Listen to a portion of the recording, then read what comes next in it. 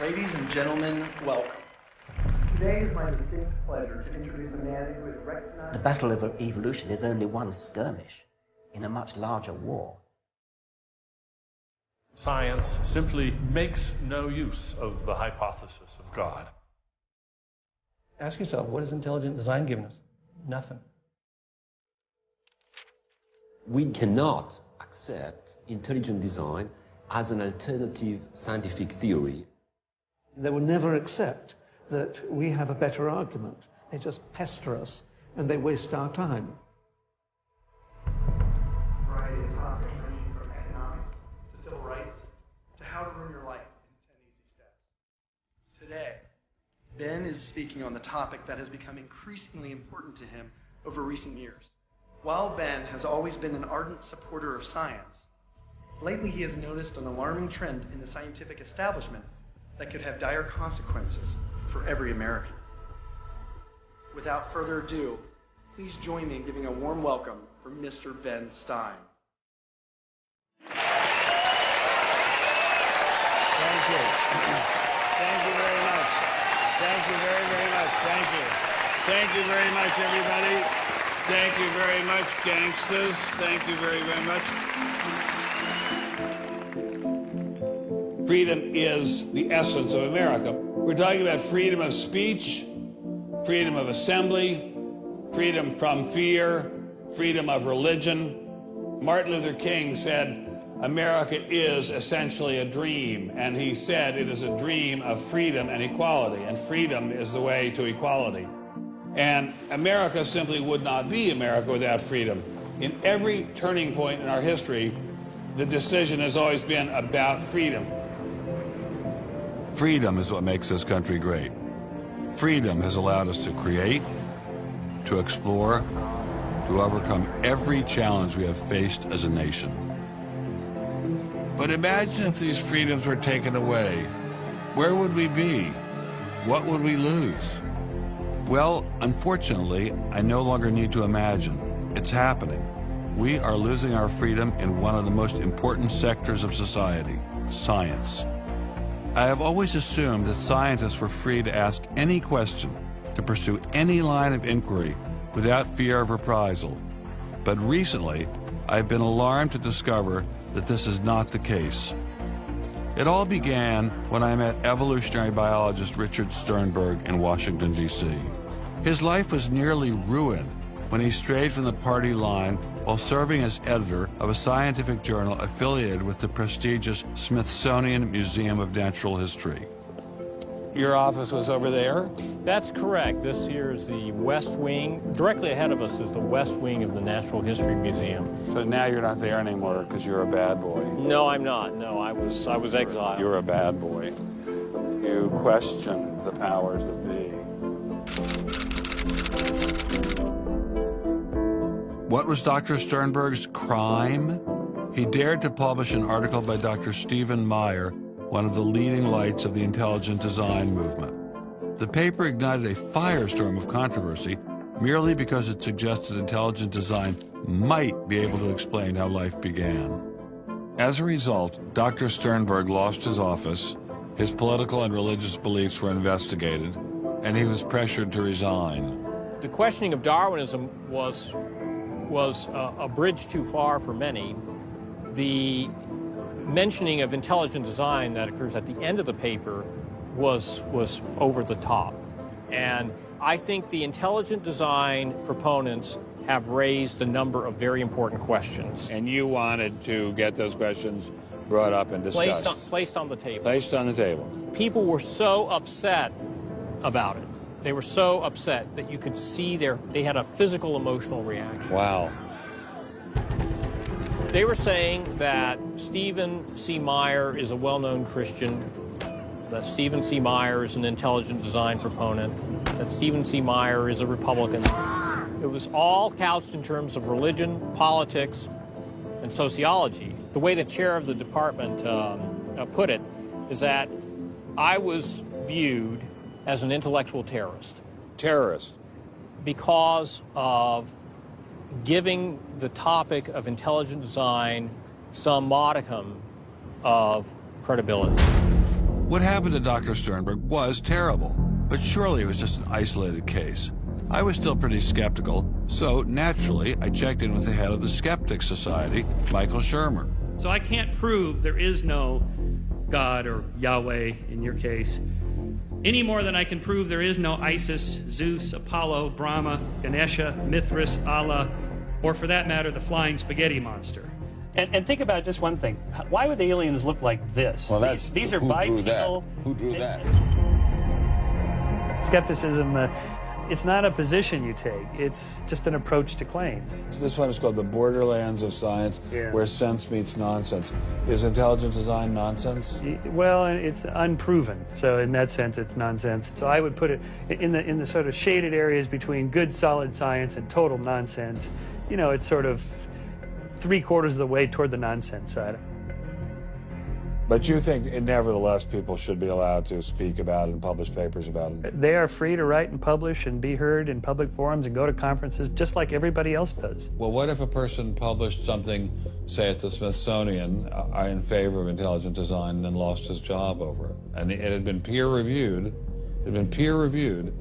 and published, and then he lost his job over it anyway. What would happen? What do you think about that situation? I think that particular situation, there was something else going on. What was going on? I don't know. I mean, I don't know, because I don't know, but I think there had to be something. People don't get fired over something like that. You roll up your sleeves, you get to work, you do the research, you get your grants, you get your data, you publish, and you work your butt off, and that's how you get your theories taught. Well, but wait a minute. What if you try and roll up your sleeves and go to work and work your butt off, and they say, well, we're going to fire you if you even mention the word intelligent design? I don't think that's happening. Where is that happening? George Mason University. Throughout its 50-year history, our mission has remained clear: to prepare a diverse population of students to think and to grow in a climate of unbridled academic freedom. After Dr. Caroline Crocker simply mentioned intelligent design in her cell biology class at George Mason University, her promising academic career came to an abrupt end. My supervisor invited me into his office. He said, "I'm going to have to discipline you for teaching creationism." And I said, I mentioned intelligent design on a couple of slides, but I did not teach creationism. He said, "Nonetheless, you have to be disciplined." At the end of the semester, I lost my job. Not only did this well-loved professor lose her job at George Mason, she suddenly found herself blacklisted, unable to find a job anywhere. So whenever I interviewed for a job, I would be offered it, usually on the spot. Since this has happened, and since people can Google my name, I'm finding that when I send my credentials, I do get interviews, I get many interviews, but I never get offered a job. I don't tell them about my science sin. I was only trying to teach what the university stands for, which is academic freedom. There's nothing to be learned in neurosurgery by assuming an accidental origin for the parts of the brain that we work on. It wasn't just biologists who were feeling the Darwinist wrath. When neurosurgeon Michael Egnor wrote an essay to high school students saying doctors didn't need to study evolution in order to practice medicine, the Darwinists were quick to try and exterminate this new threat. A lot of people on a lot of blogs called me unprintable names that were printed. There are a lot of very, very nasty comments. Other people suggested that people call the university I work at and suggested perhaps it's time for me to retire.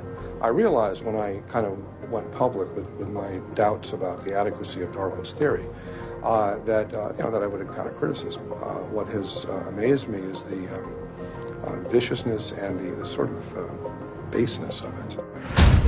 I'm an old guy, I have tenure, I'm academically safe, but the young people and what is happening to them in America right now because of this scientism gulag is really terrible.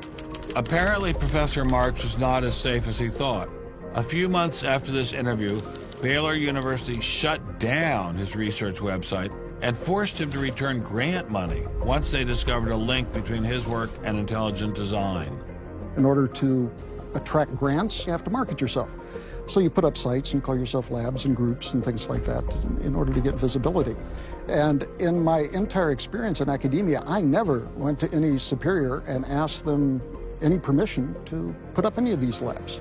So the fact that this was singled out, let alone shut down, is jaw-dropping. It's astonishing. I have never been treated like this in my about 30 years in academia. Shut up, you freak! I say shut up! It's a man! If you peel back the onion, I think that there's no doubt that the center of this is my work in what some would call intelligent design. People really get emotional about this. Whenever you say intelligent design in a room of academics, them's fighting words. Creationists. Astronomer Guillermo Gonzalez found himself in a fierce shootout with Iowa State University following the publication of his book, arguing that the universe is intelligently designed. Despite a stellar research record that has led to the discovery of several planets, his application for tenure was denied, putting his career in jeopardy. I worried about my tenure a little bit in 2005 when the petition was being circulated because I viewed that as a strategy of Hector Avalos and his associates to try to poison the atmosphere on campus against me because he knew I wasn't tenured yet and I was very vulnerable.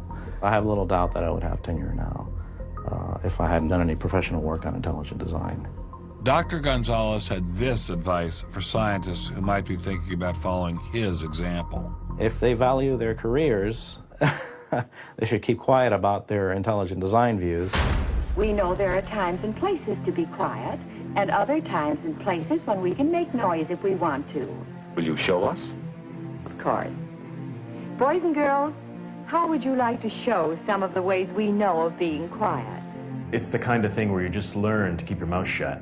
In addition to those scientists who were willing to appear on camera, we encountered many more who didn't dare show their face for fear of losing their jobs. You use an intelligent design perspective to get the research done, but you're not allowed to talk about it in public. And so there is definitely incentive, if you think about it, for people to remain within the mainstream. You know, what's he up to? What is he thinking? Is he one of them? That kind of thing. If I write intelligent design, they hear creationism. They hear religious right. They hear theocracy. So it appears Mr. Shermer, the self-styled skeptic, was wrong on this one. Intelligent design was being suppressed in a systematic and ruthless fashion. But maybe intelligent design should be suppressed. I didn't like what was happening to these scientists, but on the other hand, we don't want our kids being taught that the Earth is flat or that the Holocaust never happened. It was time to ask the scientific establishment what was so bad about intelligent design. Intelligent design people are not genuine scientists. Intelligent design is a racket. It's just propaganda. The only intelligent thing about it is to have got people to call it that. It's really very stupid as well. Everybody knows science education in America is appalling.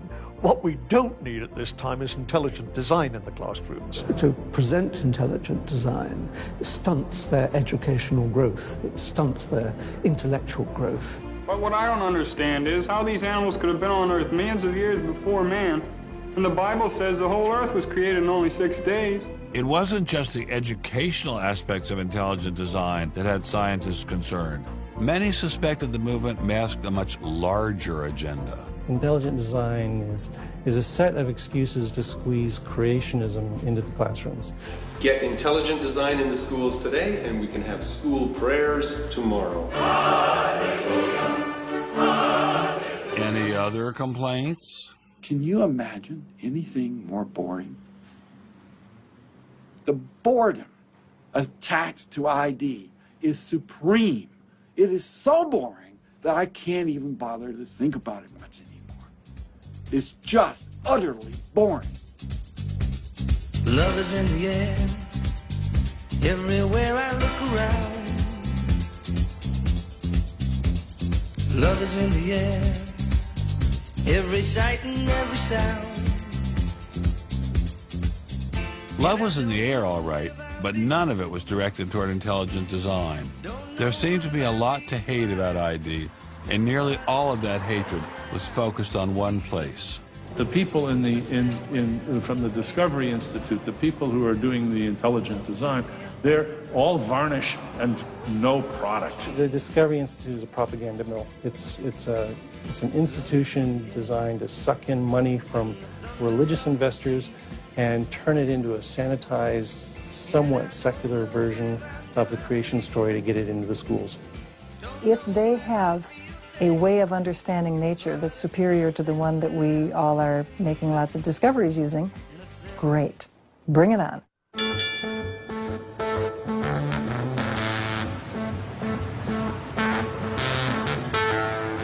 are really, really lost. I think it's on 3rd. I think it's on 3rd. I think it's down there. I have no idea where this place is.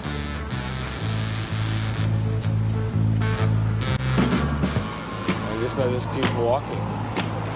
Do you have any idea where the Discovery Institute is? Have you ever heard of that? Never heard of it. Okay, thank you. How are you, sir?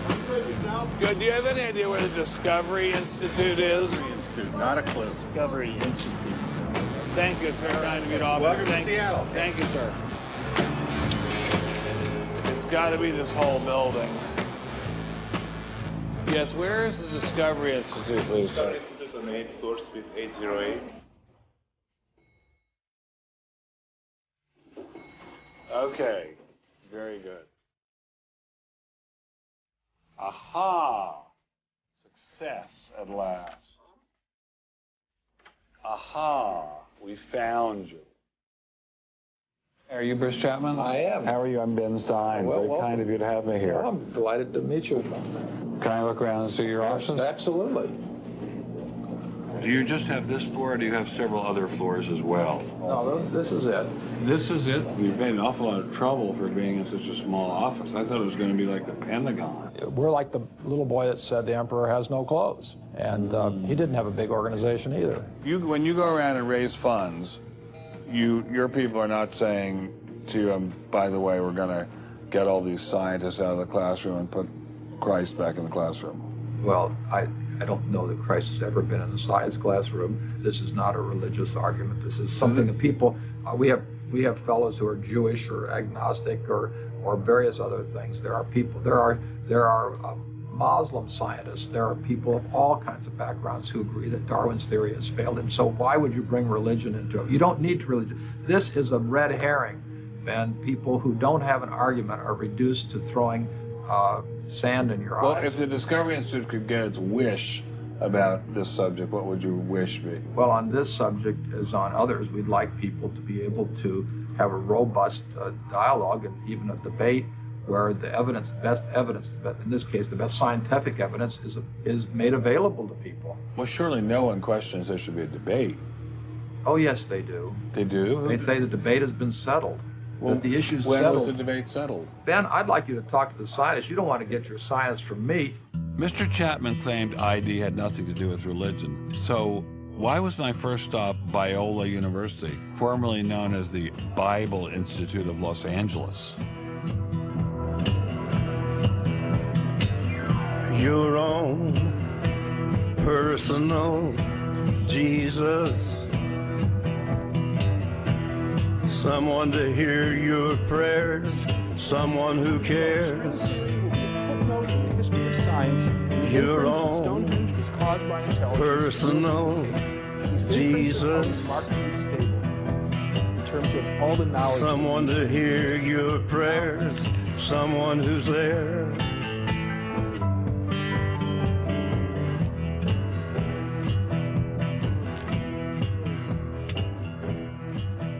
How much money have you ever gotten from Jerry Falwell?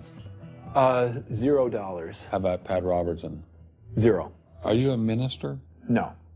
Are you a priest? No. Pastor? No. Youth pastor? Oh, I did teach Sunday school once. Has this all been resolved? I mean, aren't we all Darwinists now? Except for a few cranks like you? Well, it's a funny thing that questions that aren't properly answered don't go away. This question is loaded with all kinds of political baggage, but one-on-one at a scientific meeting after the third or fourth beer, my experience has been that many evolutionary biologists will say, yeah, this theory's got a lot of problems. So you mean to tell me that there really is a debate among scientists about whether or not evolution occurred? Well, evolution is a kind of funny word. It depends on how one defines it. If it means simply change over time, even the most rock-ribbed fundamentalist knows that the history of the Earth has changed, that there's been change over time. If you define evolution precisely, though, to mean the common descent of all life on Earth from a single ancestor via undirected mutation and natural selection, that's textbook definition of neo-Darwinism, biologists of the first rank have real questions. But the modern theory of intelligent design is just microwaved creationism. I don't think that's the case. Creationism, properly understood, begins with the Bible and says, how can I fit the Bible into the data of science? Intelligent design doesn't do that. Intelligent design is the study of patterns in nature that are best explained as a result of intelligence. So intelligent designers believe that God is the designer? Not necessarily. Intelligent design is a minimal commitment scientifically to the possibility of detecting intelligent causation. Dr. Nelson didn't sound like a crazy person, but I still suspected ID was nothing but reheated creationism. My next stop didn't seem like it was going to alleviate those fears. I didn't crawl out of the ocean, I didn't come from no monkey. Science tends to forget evolution's just a theory. They present it in the textbooks and on animal TV. Like it's fact, but tell me, were you there 12 million BC? Evolution is, from an intelligent design perspective, is perfectly acceptable if the sense is that how did the design get implemented? The issue is there real design there, and are these material mechanisms like natural selection, are these adequate to account for everything we see in biology? And our argument is no, it's not. But Darwin produced all this evidence from his travels and his studies at the Galapagos that evolution explained things. If you look at the history of science, people often have a good idea and then they decide just to run with it. And they say, we're going to apply this everywhere. And so Darwin takes his idea of natural selection and says, I'm going to explain all of life with it. I mean, physics used to be Newtonian physics. Newton was physics. And then you got to look to Einstein, general relativity. It's not, Newton isn't enough. Well, I think likewise what we're finding with Darwin is that he had some valid insights, but it's not the whole picture. Okay, Darwinism may not be the complete picture, but what made these guys think they had the missing pieces?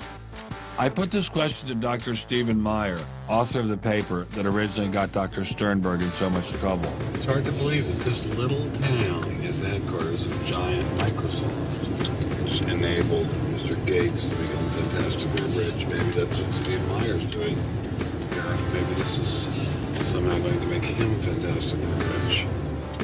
We'll pin him down like a butterfly on a butterfly board. Butterfly on a killing board. Coffee shop straight ahead. Newton is buried in the geniuses corner at Westminster Abbey, right? That's correct, yeah. Darwin is also buried in Westminster Abbey. Right, and yeah. so is Darwin. Right near each other, right? And you're here in Redmond, in a little building without a sign, right? And you're obviously an incredibly smart guy, but how dare you challenge someone who's buried in the geniuses corner next to Newton at Westminster Abbey? Well, it may seem a little cheeky, but it's what scientists are supposed to do. When I was in Cambridge, one of my supervisors often advised us to beware the sound of one hand clapping, which was a way of saying if there's an argument on one side, there's bound to be an argument on the other. And what I found in studying the structure of the argument in The Origin of Species is that for every evidence-based argument for one of Darwin's two key propositions, there is an evidence-based counter-argument. Well, but is it a debate? I mean, there's just you and a couple of other guys in a dinky little office downtown, say on one side, and there's the faculties of all the great universities of the world on the other side. Speaking with a great uniform and authoritative voice. Right. Yeah. Well, in any case, the debate really isn't going to be settled by numbers. It's going to be settled by the evidence and the arguments. While I was still in Bill Gates country, Dr. Meyer recommended I check in with molecular biologist Jonathan Wells. What kind of names do they call you? Creationist. What do you say back to them when they say you're a creationist? Well, I usually don't get the opportunity. What's at stake for you personally here? First of all, I love science. I think the way Darwinism corrupts the evidence, distorts the evidence, is bad for science. Well, the other scientists would tell you to just shut up if you love science, okay? Because you're sort of being a bomb thrower into science.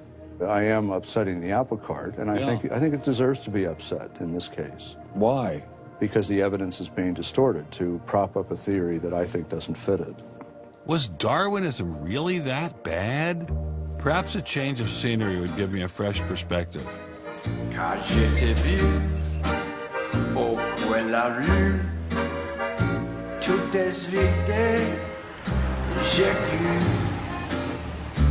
que tous les deux, sous le ciel bleu, nous serions près de...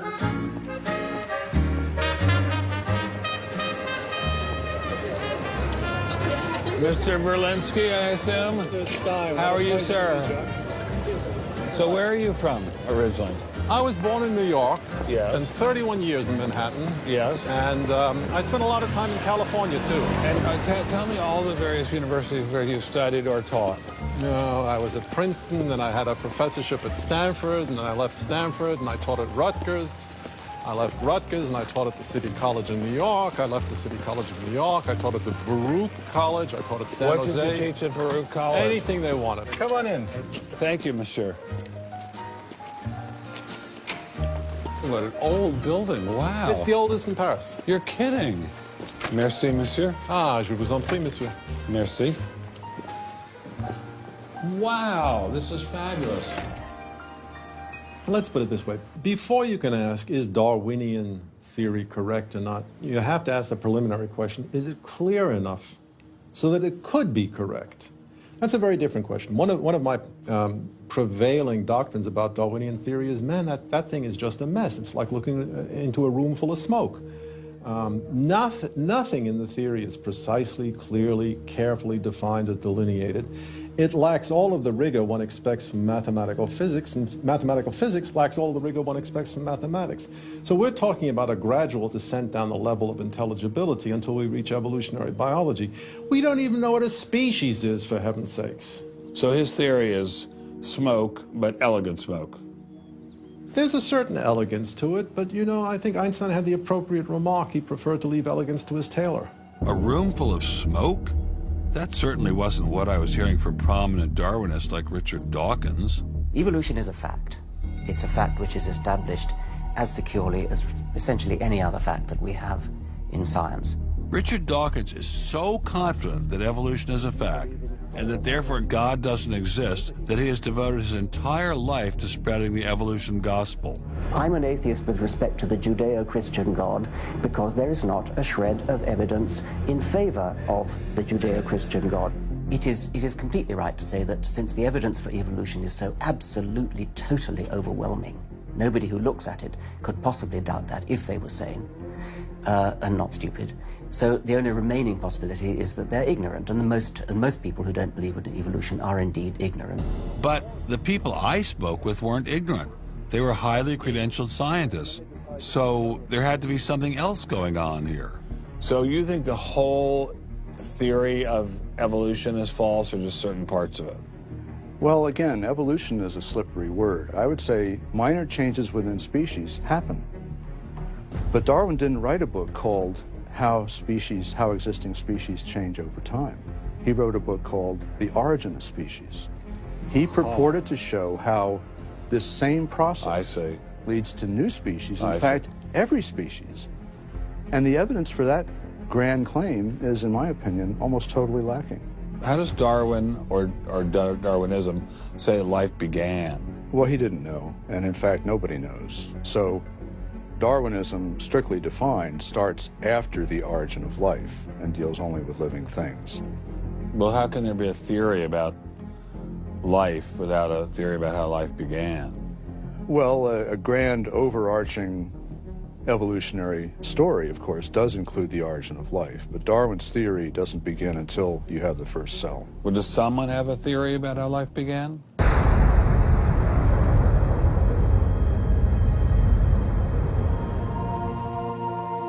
This is the story of a small planet in space called Earth. For a typical Darwinian explanation of how life originated, Dr. Wells directed me toward this documentary. The chemical elements essential for life, hydrogen, oxygen, carbon, and nitrogen, were now in place. What was needed was a way of combining them. Perhaps the energy came from lightning. Whatever it was. Excuse me? Whatever it was, energy managed to arrange these chemical ingredients in just the right way. Whatever it was? I was hoping for something a little more scientific. The most popular idea has been that life emerged spontaneously from primordial soup. In 1953, Stanley Miller mixed water, methane, ammonia, and hydrogen to simulate the early Earth's atmosphere. Then he ran electricity through it in an attempt to jumpstart life. It's alive! It's alive! It didn't work. While the initial results seemed promising, 50 years later, most serious scientists have abandoned this approach in favor of alternate theories. Prominent Darwinist Michael Roos attempted to explain one of them to me. He wasn't kidding. How did we get from an inorganic world to the world of the cell? Well, one popular theory is that it might have started off on the backs of crystals. My crystal ball. Molecules piggybacked on the back of crystals forming, and that this led to more and more complex. But of course, the nice thing about crystals is every now and then you get mistakes, mutations, and that this opens the way for natural selection. But at one point there was not a living thing. Yeah. And then there was a living thing. How did that happen? Well, that's just I've just told you. And I don't see any reason why you shouldn't go from very simple to more and more complex to more and more complex. I don't either, but I don't know how you get from mud to a living cell. That's my question. Yes, well, I've told you. I think it's on the try back one of more crystals. time. On the backs of crystals. On the backs of crystals is at least one hypothesis, yes. So that's your theory, and you think that is more likely and less far-fetched than intelligent design? I think it is. I wouldn't put Ben Stein's money on Dr. Roos's joyriding crystals, but it did make me wonder, what were the chances of life arising on its own? It's been speculated that probably there would have to be a minimum of about 250 proteins to provide minimal life function. If that's really true, then I think it's almost inconceivable that life could have happened in some simple step-by-step way. Okay, so the simplest form of life requires at least 250 proteins to function. What's so difficult about that? Welcome to the Casino of Life. Who wants to spin for a chance to win? Oh, sure. I'll give it a shot. What do I win? Take a look at this. Huh? How about the world's first single-cell organism? This perfectly aligned string of proteins could be yours. Now, take a spin.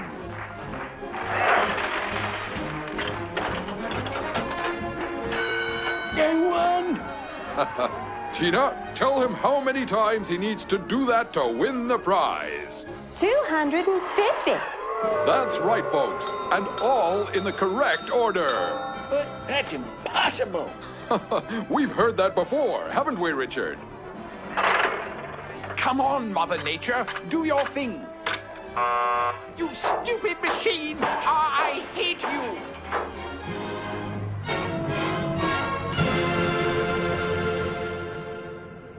We're talking about something that's staggeringly improbable, roughly 1 in a trillion.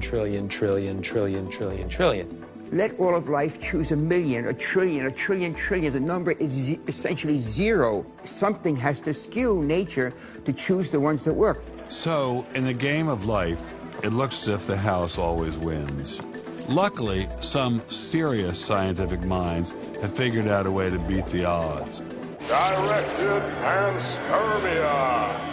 When faced with the overwhelming problem of the origin of life, Nobel Prize winner Francis Crick proposed this theory, that life was seeded on Earth, which basically means aliens did it. Crystals? Aliens? I thought we were talking about science, not science fiction. We don't know what caused life to arise. Did it arise by a purely undirected process? Or did it arise by some kind of intelligent guidance or design? And the rules of science are being applied to actually foreclose one of the two possible answers to that very fundamental and basic and important question. So the rules of science say we will consider any possibility except one that is guided. Exactly. No matter how life began, on the backs of crystals or in the test tube of some intelligent designer, everyone agrees it started with a single cell. But what is a cell? Let me ask you a question. Yeah. Darwin wrote The Origin of Species in 1859, published it in 1859. He had an idea of the cell as being quite simple, correct? Yeah, everybody did. Okay. If he thought of the cell as being a Buick, what is the cell now in terms of its complexity by comparison? A galaxy. If Darwin thought a cell was, say, a mud hut, what do we now know that a cell is? More complicated than a Saturn V. So what is in a cell as far as we know now? A world that Darwin never could have imagined. I needed someone who could give me a glimpse into this world. So we went to molecular biologist Doug Axe. Think of a cell as being a nanofactory, a factory where, on a very small scale, digital instructions are being used to make the components of the factory. Here we have the famous DNA double helix. You can see the two helical strands that are intertwined and wind around each other on the outside of the molecule. This is the material that stores all of our genetic information. In higher life forms, this will be the equivalent of something like a gigabyte of information stored in the molecules that form the individual chromosomes, all packed within the nucleus, which is a tiny fraction of the entire cell size. So what does DNA do? Well, the information in DNA ends up providing the information for sequencing the amino acids to make proteins. We have information in a one-dimensional form that provides the information for a three-dimensional form.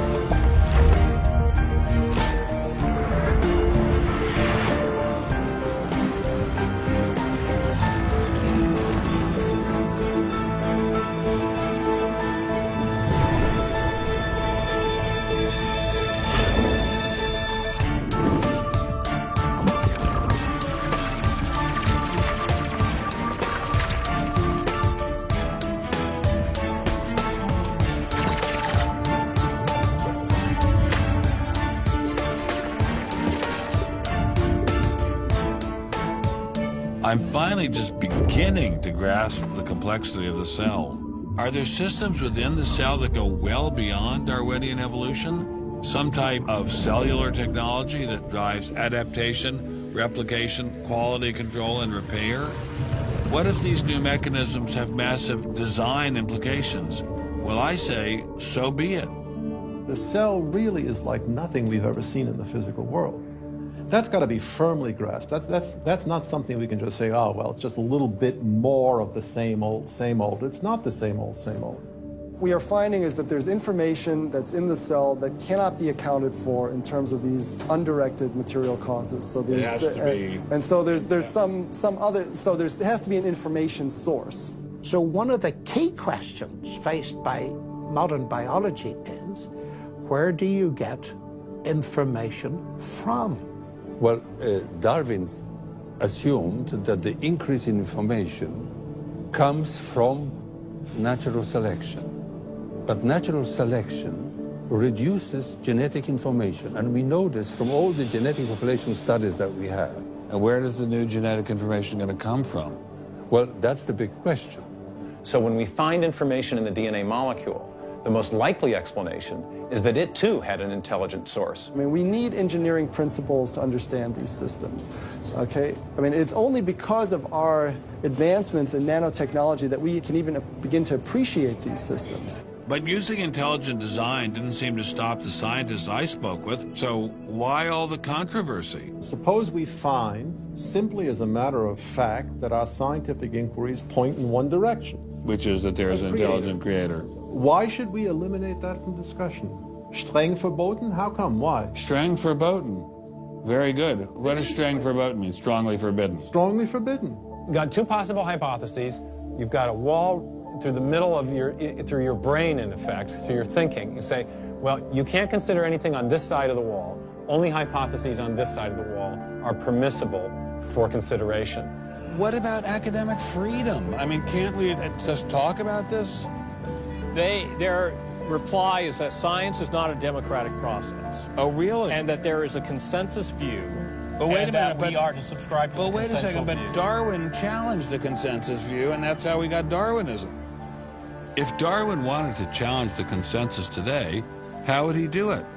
Science isn't a hobby for rich aristocrats anymore. It's a multi-billion-dollar industry. And if you want a piece of the pie, you've got to be a good comrade. Scientific ideas. How we get them to you, the people. Every idea must be inspected to ensure that it is safe. All theories must pass through a series of checkpoints. First, the Academy. Getting a controversial theory through the Academy can be dangerous. Few people know this better than Congressman Mark Souder. He uncovered a targeted campaign led by individuals within the Smithsonian and the National Center for Science Education to destroy Dr. Sternberg's credibility. If you want peer reviews, if you want to be published, if you want to go to respected institutions, the core view does not tolerate dissent. There's kind of a, this is the way it is, and anybody who's a dissenter should be squashed. Are you gonna be on my side if I let you up? Sure, Chick, sure. I'm on your side. Just let me up. I'll do anything you say. Souder isn't the only one who has witnessed the Academy's tactics. Journalist Larry Witham has seen similar behavior during his 25 years of covering the evolution controversy. Once you're thick in science, you can't question the paradigm. But if you want to get grants, if you want to be elected to high positions, if you want to get awards as a promoter of public education of science, you can't question the paradigm. People cannot be trusted to form their own opinions. This business about open-mindedness is nonsense. Why is the scientific establishment so afraid of free speech?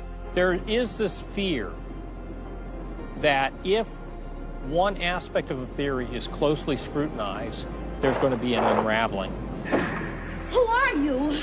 Oh, I am the great and powerful Wizard of Oz.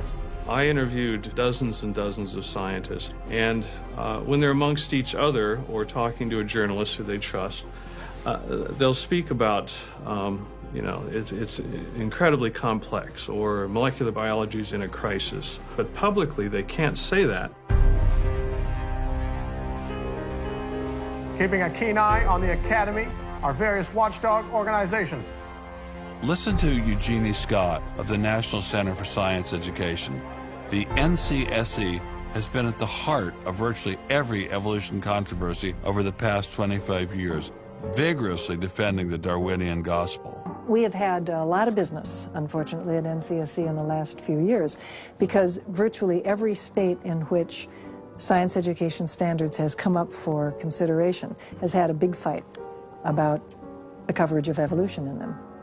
NCSE was started by a group of scientists and teachers who were very concerned because in the late 70s and early 80s there were a lot of attempts to pass equal time for creation science and evolution laws. And clearly this is something that neither scientists nor teachers liked. It wasn't exactly help the creationists are coming, but it's, you know, kind of along those lines. Most scientists just throw up their hands and say, creationists, they drive me crazy, you know, you handle it. We've worked a lot with science education organizations. The most important group we work with is members of the faith community, because the best kept secret in this controversy is that Catholics and mainstream Protestants are okay on evolution. Are you sure about that, Eugenie? Liberal Christians have been fighting with conservative Christians for so long that they'll side with anybody against the fundamentalists. And Eugenie Scott says, well, welcome over. There's a kind of science defense lobby, or an evolution defense lobby in particular. They are mostly atheists, but they are desperately wanting to be friendly to mainstream, sensible religious people. And the way you do that is to tell them that there's no incompatibility between science and religion. But is there really an incompatibility? Can't we believe in God and Darwin? Implicit in most evolutionary theory is that either there's no God or God can't have any role in it. So naturally, as many evolutionists will say, it's the strongest engine for atheism. If they called me as a witness, and a lawyer said, Dr. Dawkins, has your belief in evolution, has your study of evolution turned you towards atheism? I would have to say yes. And that's the worst possible thing I could say for winning that court case. So people like me are bad news for the science lobby, the evolution lobby. By the way, I'm being a hell of a lot more frank and honest in this interview than many people in this field would be. Working hard to keep ideas in check are our friends in the media. Morning, paper. Paper, mister? The tendency of the media is to side with the establishment because they inherently agree with the establishment. Eugenie Scott, my understanding is that there is not a single peer-reviewed article out there that supports intelligent design. Am I wrong? You are not wrong. You are correct. I believe that we get coverage, but we always get coverage like we're the outsider, not like it's an even debate. But instead of merely reporting news, he analyzes it, often expressing his personal opinions. We constantly deal with reporters who refuse even to report the correct definition of intelligent design. They, over and over again, talk about life is so complex, God must have done it. Just admit it, it's religion. Very simple. You just can't, it's religion. It's a wanton distortion of our position. Study that. I've got a hot story here. You can look at Associated Press stories, and the same sentence will appear in those stories for 10 years. Intelligent design says that life is too complex. It's called a boilerplate. And the reporter never reports anymore or gets any new ways to say it, so the public understanding never advances. But what happens if a reporter decides to take a more balanced approach to intelligent design? There might be remarkable pressure on that reporter not to side against the evolutionists. I thought I told you to kill that story. Few reporters have learned this better than author and journalist Pamela Winnick. When she refused to take sides in an article she wrote about intelligent design, the Darwinists found a new favorite target. Number one, I wasn't Christian, I was Jewish. Number two, I wasn't religious.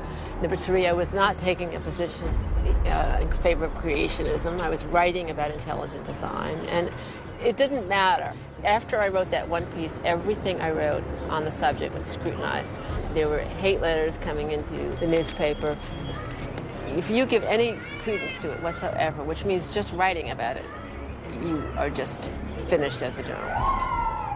Other journalists we spoke with told similar stories, but didn't dare appear on camera.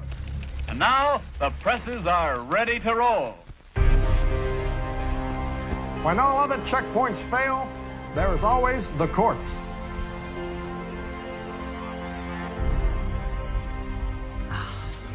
We have spent an enormous amount of time trying to prove to the court what everybody already knows, that intelligent design is a particular religious belief.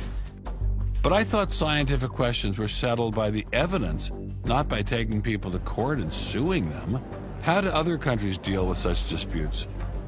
Dr. Marcy Giertuk, a population geneticist who now represents Poland in the European Parliament, was able to shed some light on this topic. The censorship of teaching criticism of evolution is and always was much stronger in, say, in your country, in the United States, than it ever was in Poland. Why?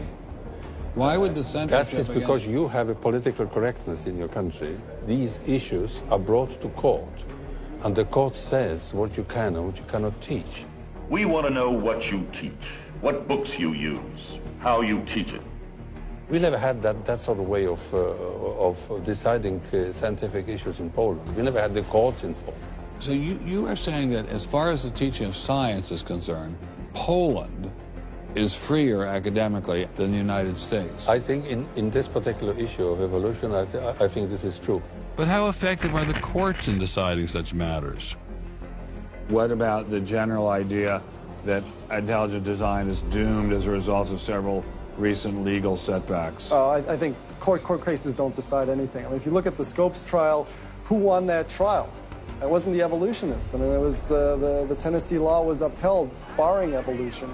And yet, in the popular imagination, Scopes is the hero. Inherit the Wind, that movie, which is really bogus history based on the Scopes trial, has carried the day. These issues go much deeper than any decision by a judge. The evolution debate does seem to run much deeper than the courts, much deeper even than science. To generate this level of hostility, ID must threaten something at the very core of the Darwinian establishment. The entire globe is today the site of a momentous conflict. It is the challenge of ideas.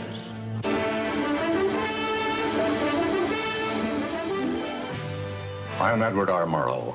For a little while, I would like to review with you the great conflict of our times, one which demands and must get the attention and the involvement of each one of us. This conflict over the principles of evolution has become a religious war. It really is no longer about scientific investigation. It is total competition with an antagonist who is putting into it everything within his capability.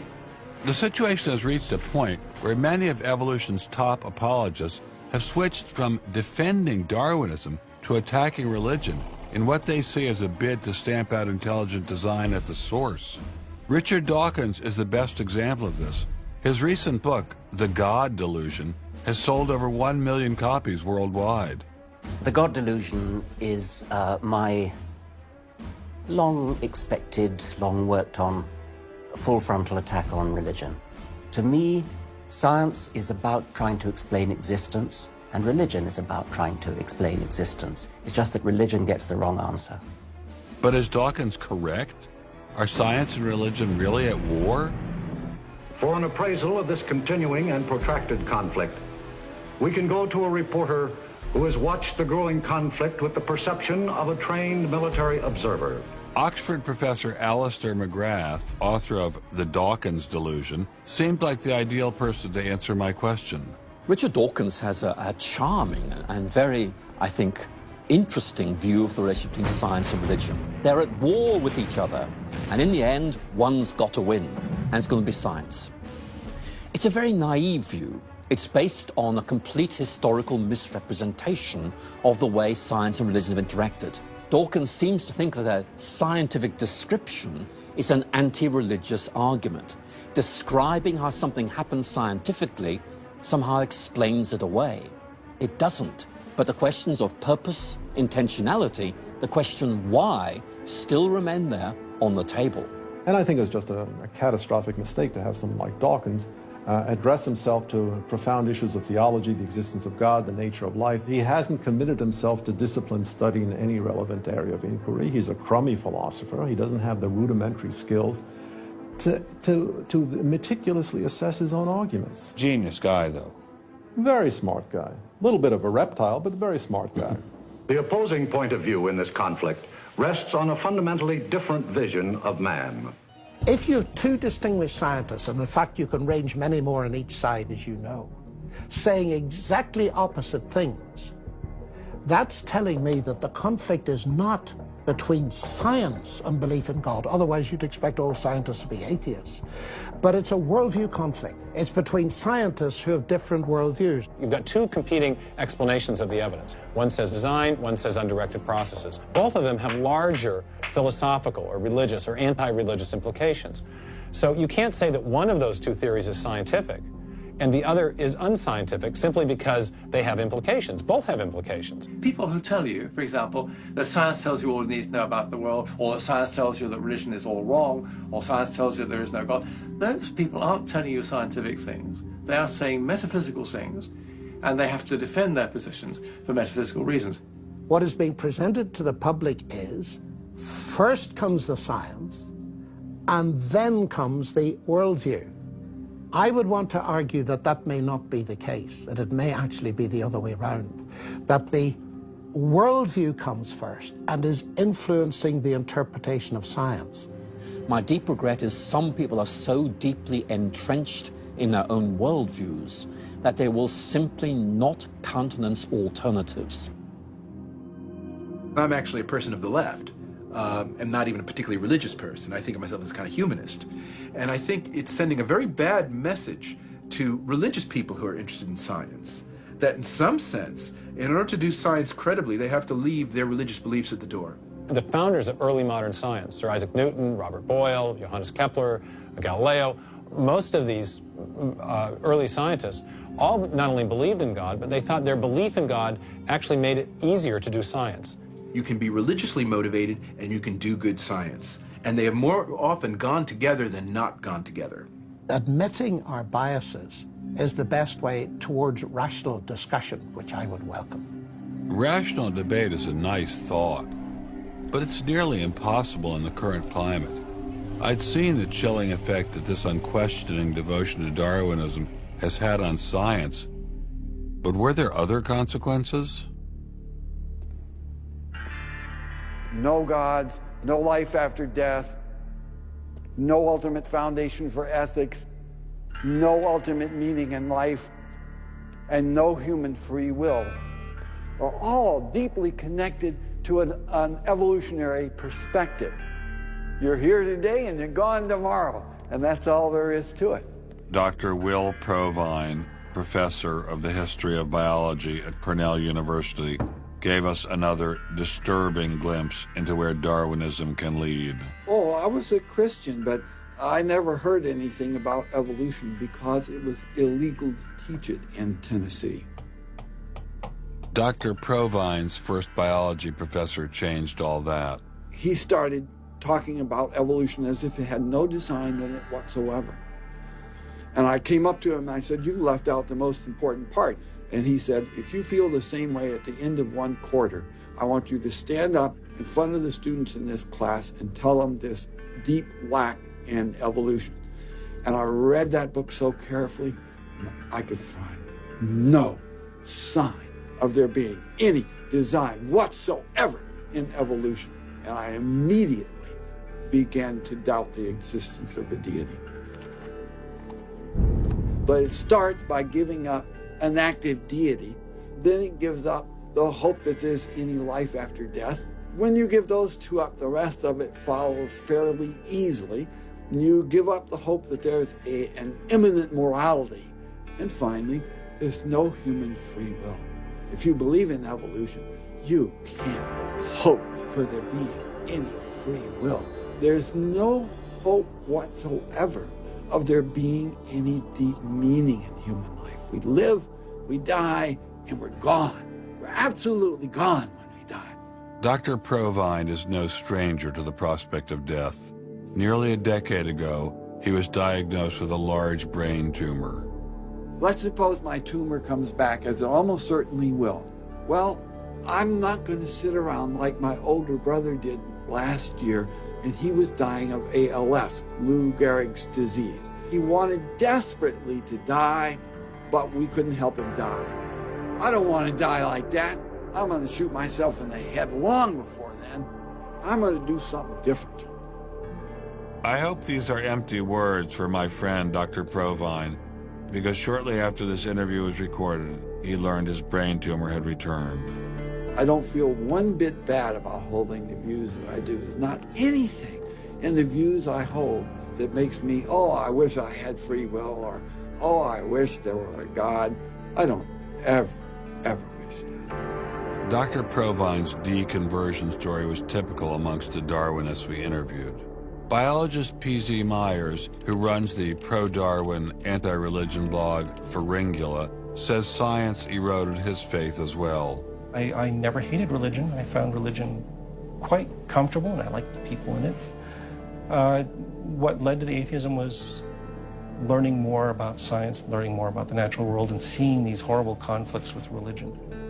And it was then, when I discovered evolution, when I discovered Darwinism, that I realized there's this magnificently elegant, stunningly elegant explanation, which I didn't quite understand to begin with. When I did understand it, then that finally killed off my remaining religious faith.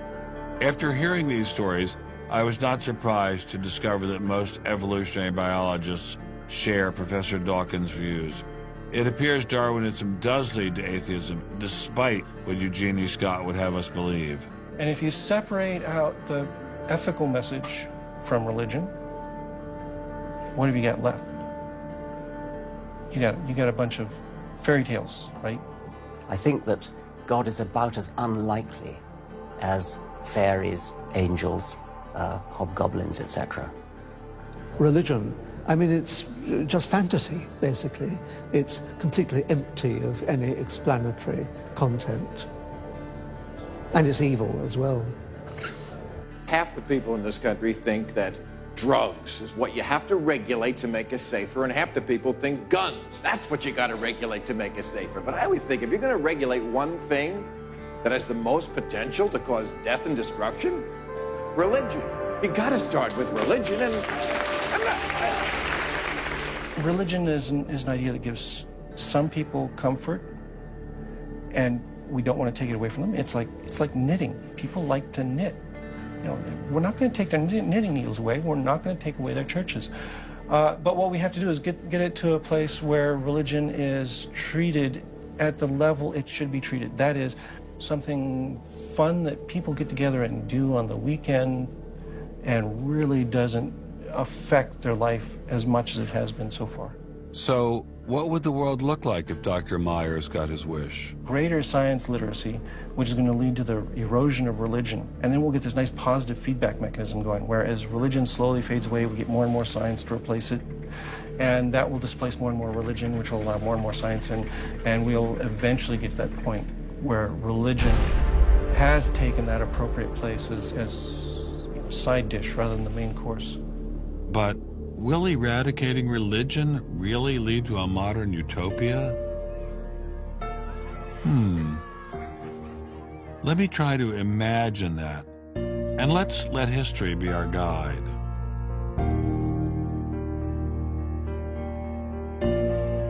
In part, I think Matthew Arnold put his hands on it when he spoke about the withdrawal of faith. There is a connection between a society that has at least a minimal commitment to certain kinds of transcendental values and what human beings permit themselves to do one to the other. That got me thinking, what other societies have used Darwinism to trump all other authorities, including religion? As a Jew, My mind leapt to one regime in particular. The connection between Hitler and Darwin is, of course, historically a difficult connection because they were separated by a good many years. One was English, one was German. Nonetheless, if you open Mein Kampf and read it, especially if you can read it in German, the correspondence between Darwinian ideas and Nazi ideas just leaps from the page. Of course, you have to add every historical caution. Not everyone who read Darwin became a Nazi. Obviously not. No one is making that case. Darwinism is not a sufficient condition for a phenomenon like Nazism, but I think it's certainly a necessary one. This was a connection I had to explore personally.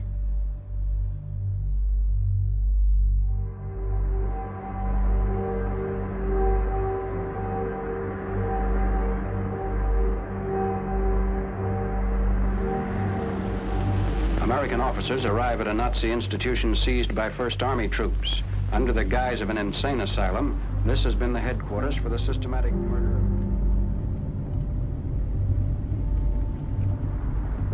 So what is this place?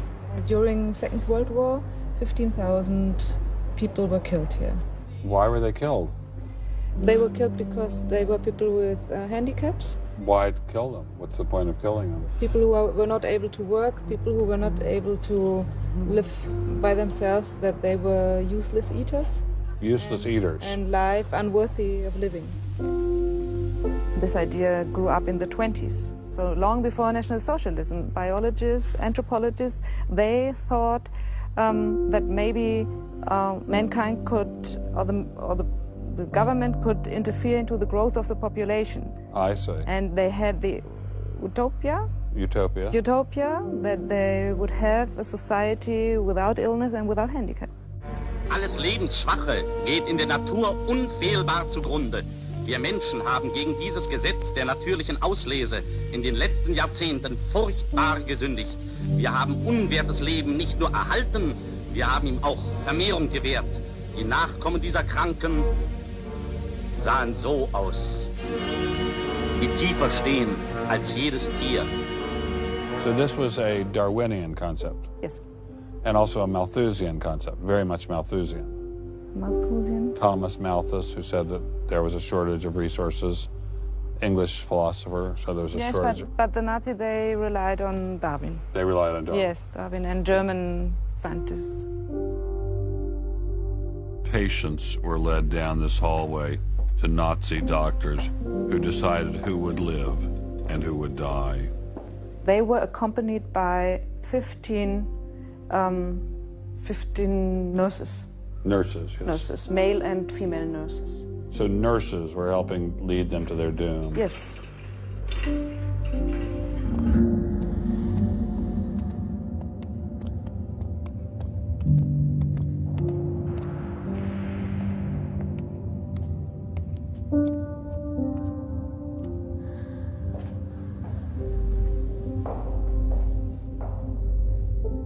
So were the prisoners told they were taking a shower? Yes, they were taking a shower, and here was 1 or 2 showers. So how many people were brought into this room? 60 to 70.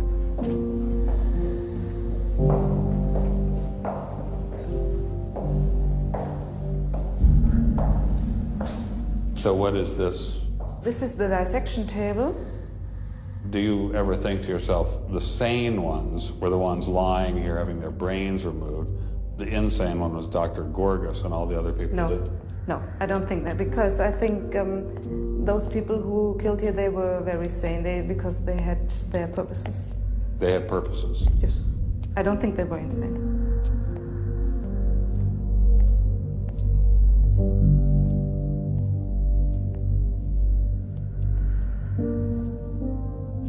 They had 2 crematory ovens. I see. And they killed about 70 people.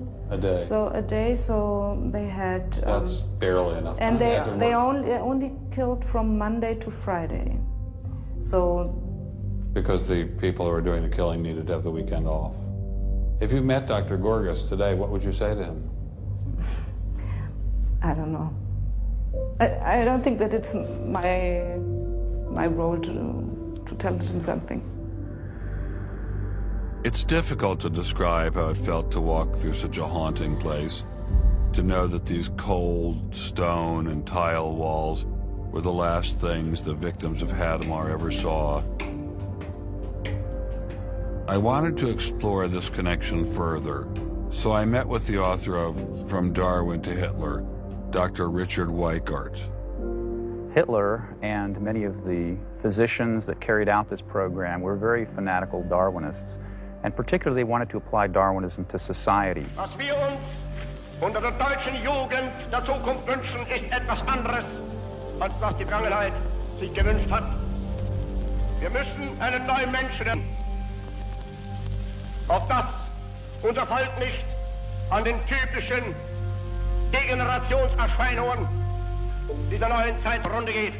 Many of these people in the 19-teens, 1920s who were putting forward some of these ideas about racism were considered the leading scientists. These were Darwinists who were taken seriously by fellow academics.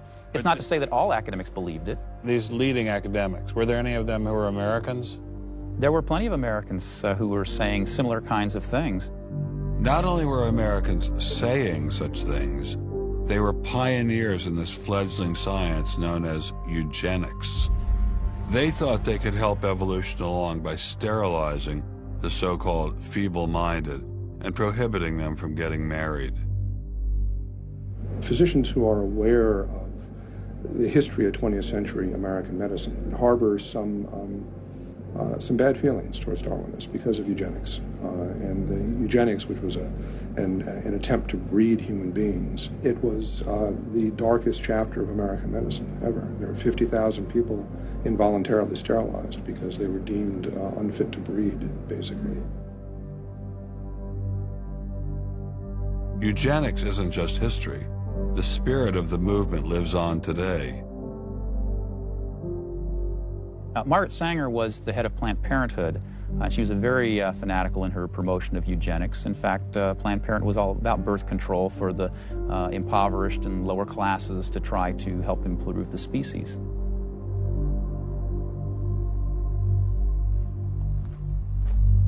From Hadamar, I traveled with Dr. Weikart to Dachau, where the Nazis applied the ideas of eugenics on a massive mechanistic scale.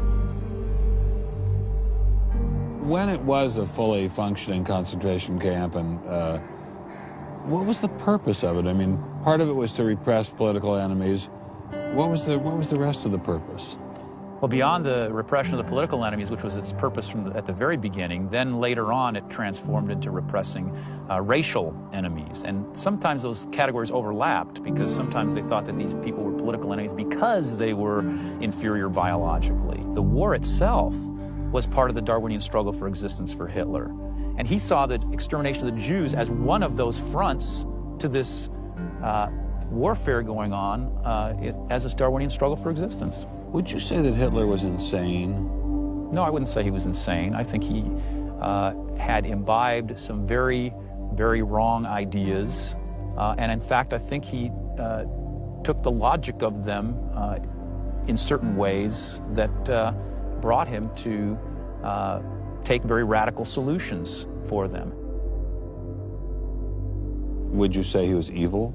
Oh, I'd definitely say he was evil. Is there such a thing as evil? Oh, I think there is. And is there such a thing as good? Oh, definitely. And evil can sometimes be rationalized as science. Oh, sure. And evil can sometimes be when it's rationalized as science, and I think when it's rationalized in this particular way in particular, I think Hitler thought he was doing good. He thought he was doing good? Oh, I think so. He thought he was benefiting humanity by driving evolution forward and creating a better humanity.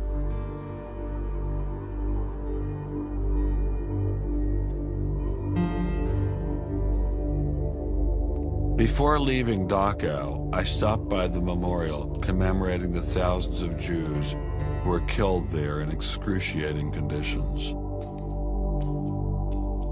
I know that Darwinism does not automatically equate to Nazism. But if Darwinism inspired and justified such horrific events in the past, could it be used to rationalize similar initiatives today? There's a good German expression, so fängt es immer an. I mean, it always begins in the same way.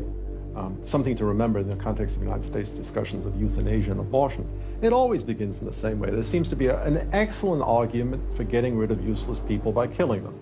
Or at least it seems excellent to the people advancing the argument. It's a love affair with death, and the euthanasia and this movement going on, which I find appalling. And the idea is that immediately rid our society of anybody who might be a drain, and think of people in economic terms. And I think that's where some of the Darwin fits in. Actually, it's just a devaluing of human life. First of all, if you take seriously that evolution has to do with the transition of life forms, and that life and death are just natural processes, then one gets to be liberal about abortion and euthanasia. All of those kinds of ideas seem to me follow very naturally from a Darwinian perspective, a deprivileging of human beings, basically. And I think that people who want to endorse Darwinism have to sort of take this kind of viewpoint very seriously. And when we see an elite, and it is an elite that controls essentially all the research money in science, saying there is no such thing as moral truth, science will not be related to religion. I mean, it's essentially official policy of the National Academy of Science that religion and science will not be related. I mean, hey, that cuts off a lot of debate, doesn't it? What's going to happen if this doesn't change? Well, I think we're watching it happen, aren't we? I needed time to think, so I traveled to the birthplace of this idea.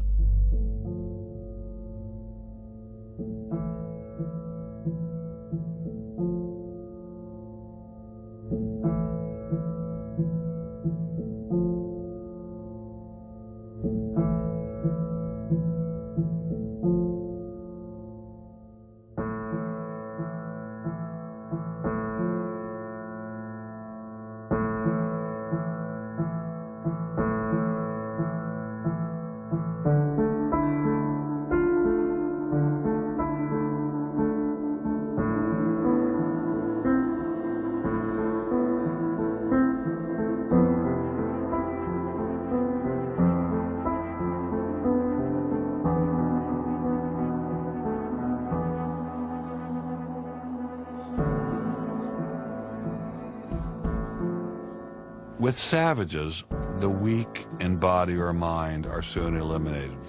We civilized men, on the other hand, do our utmost to check the process of elimination. We build asylums for the imbecile, the maimed, and the sick. Thus, the weak members of civilized societies propagate their kind. No one who has attended to the breeding of domestic animals will doubt that this must be highly injurious to the race of man. Hardly anyone is so ignorant as to allow his worst animals to breed. Charles Darwin, The Descent of Man, 1871.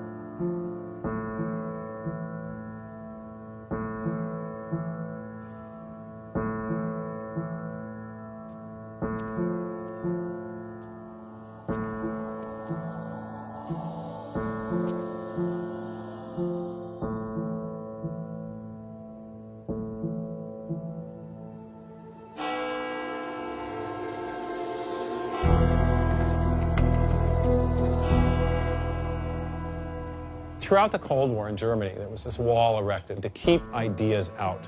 It was erected by people who held an ideology, that were afraid of a competition from other ideas that would come into their society. And what we're seeing happening in science today is very much like that. But I think that's just a strategy for protecting a failing ideology from competition. America didn't become the great nation that it is by suppressing ideas. It progressed by allowing freedom of speech and freedom of inquiry. Thomas Jefferson got it right when he wrote, "We hold these truths to be self-evident, that all men are created equal, that they are endowed by their Creator with certain unalienable rights, that among these are life, liberty, and the pursuit of happiness." Hundreds of thousands of Americans have given their lives to protect these values, but now they're under threat once again. It wasn't just scientists who were being expelled. It was freedom itself, the very foundation of the American dream, the very foundation of America. If we allowed freedom to be expelled in science, where would it end? The Darwinian establishment is so massive and so entrenched, it appears impenetrable. I couldn't bring it down myself, but I could at least confront those who had expelled the scientists I'd met. What would you say if you had Eugenie Scott sitting next to you? What would you say to her? I would ask her, by what authority does she and those like her presume to declare what is and is not science? You know, he's sort of made himself martyr of the day. They've gotten a lot of mileage out of, poor Rick Sternberg. And we got lip service from the leadership of the Smithsonian, but I didn't feel they ever followed through. We went into the Smithsonian looking for answers, but we ran into the same stone wall as Congressman Souter. We're not authorized to do this, so it's a stop.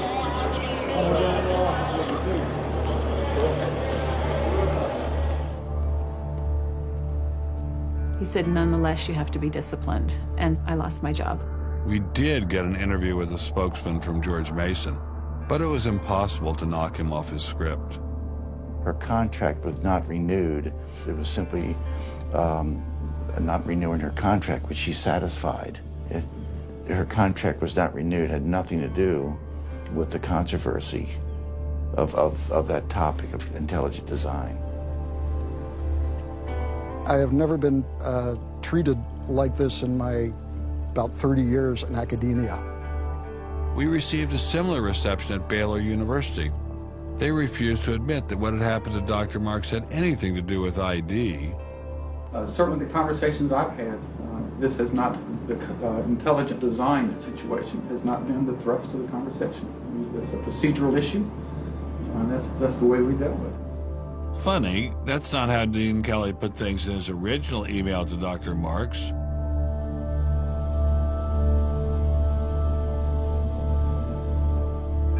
I'm not mixing my religion with my science. The questions that I ask in my intelligent design research are perfectly legitimate scientific questions. At least the top guns at Iowa State were willing to own up to their actions. What we wanted to stop is the use of the name of ISU to validate intelligent design elsewhere, and we did succeed.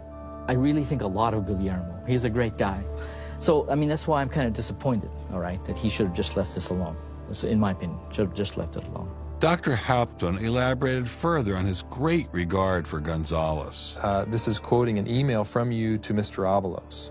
You say, "Sometimes it is just best to ignore idiots," in reference to Guillermo. And then the religious nutcases should be challenged at every opportunity. Yeah, because, for example, you...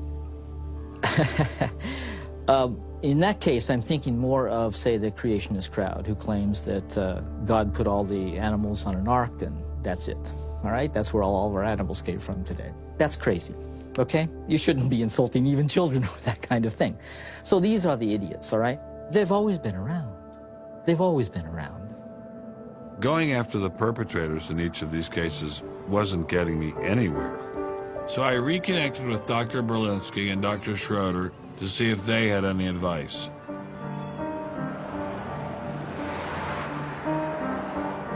There's a boundary to what science will accept right now.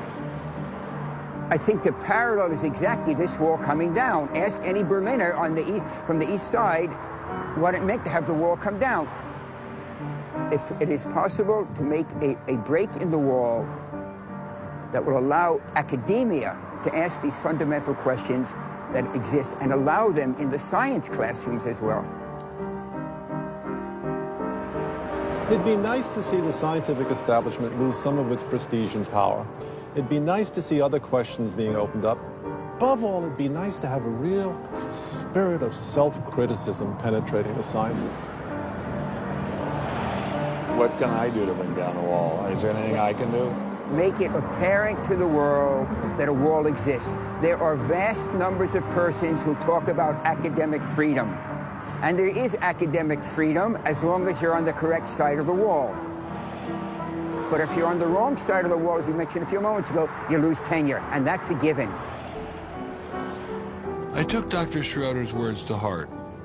Obviously, I couldn't take down the wall myself, but I could confront one of its modern architects.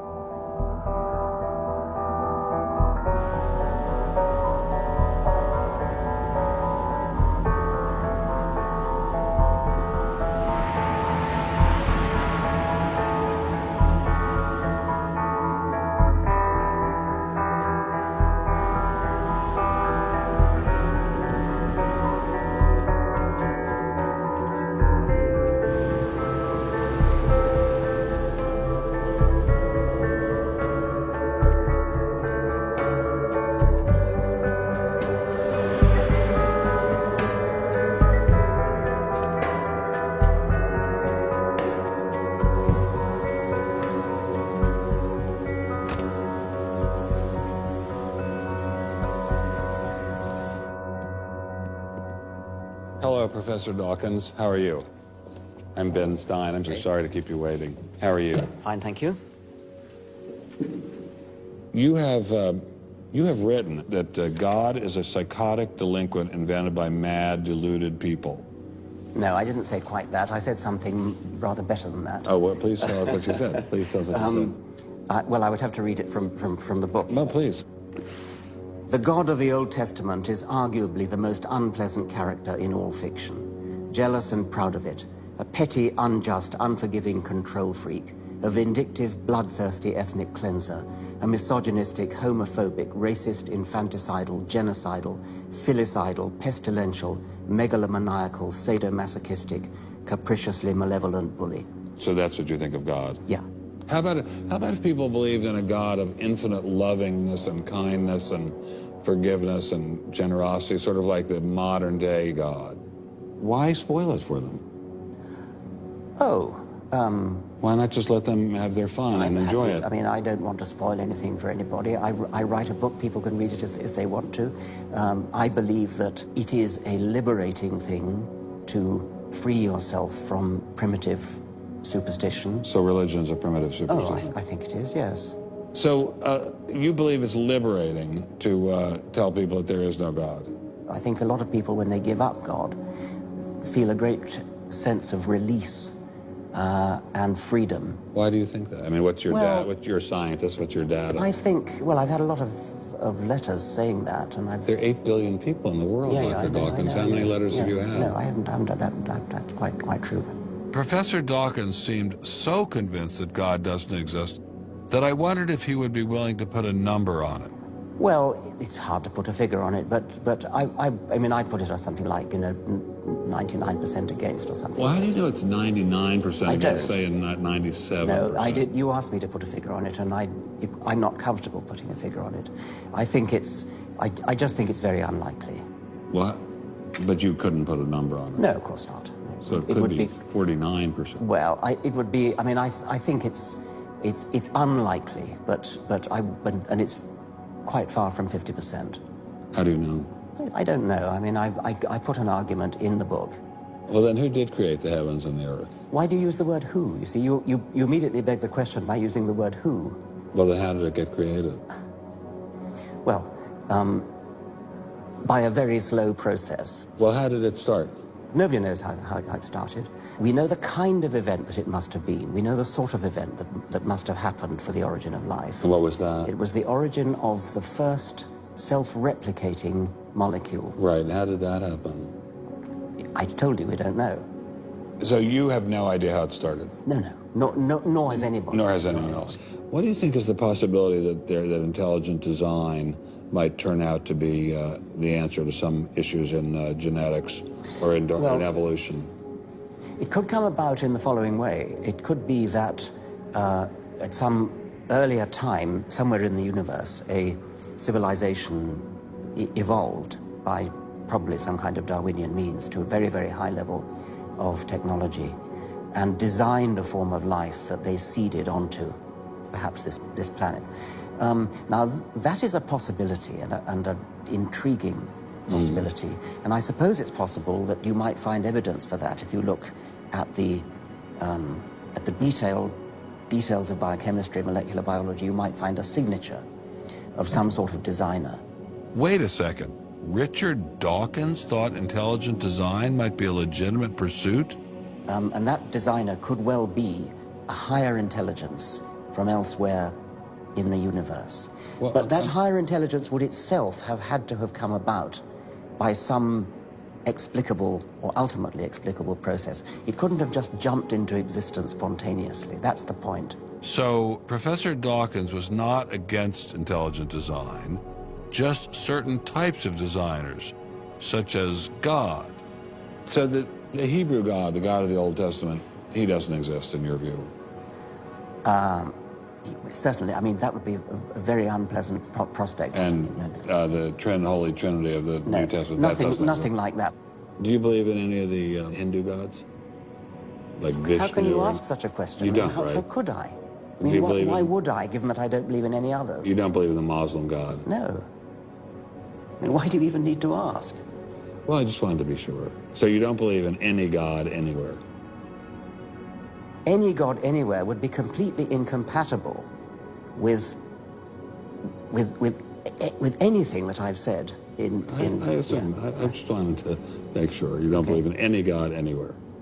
No. What if after you died you ran into God and he said, what have you been doing, Richard? I mean, what have you been doing? I've been trying to be nice to you. Yeah. I gave you a multi-million-dollar paycheck over and over again with your book, and look what you did.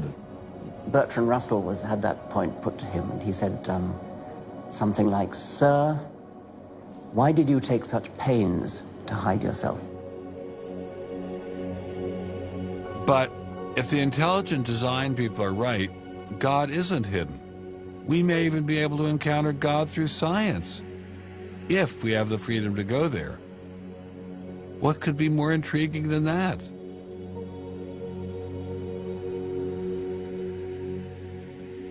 We take freedom for granted here in the United States. Freedom is what this country is all about. And a huge part of freedom is freedom of inquiry. But now, I'm sorry to say, freedom of inquiry in science is being suppressed. Behind me stands a wall that encircles the free sectors of this city, part of a vast system of barriers.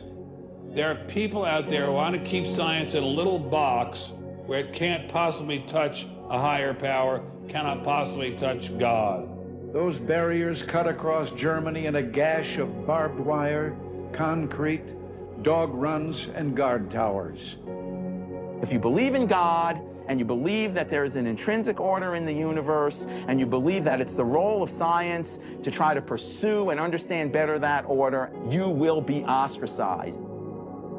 I'm frightened by this, but I'm not going to let it stop me from investigating and from speaking. The wall cannot withstand freedom. What I'm asking for is the freedom to follow the evidence wherever it leads. My hope is that there'll be enough independent thinking scientists who don't like to be told what to think. People on both sides of the argument being prepared to talk and listen. And above all, a willingness to keep these dialogues open. It might allow a lot of very good scientists to be scientists who aren't being allowed to be scientists right now. I don't care what they end up as being. I don't care if they end up being religious, a young earth creationist. If they have thought their way through the issues and get there, I'm all for them. And why do I think we're going to win in this struggle? Because truth crushed to earth will rise again. To find out what's true has a value all of its own. If it has additional good consequences, so be it. Because no lie can live forever. I believe that science gives us one perspective on the world, and our religious insight gives us another perspective on the world. And by putting the two together, we will see more deeply and more truly. And if we will stand up for freedom, freedom is the victor. And if we all do that, we will overcome.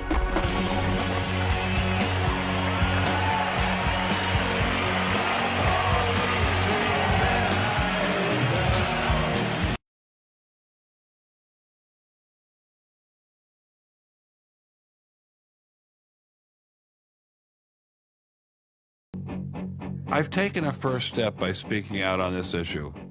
But if the wall is to come down, we all have to do our part. Some of you will pay a heavy price for speaking out. You may even lose your job. I guarantee you'll get hate email. But if you don't get involved, will anyone be left to care?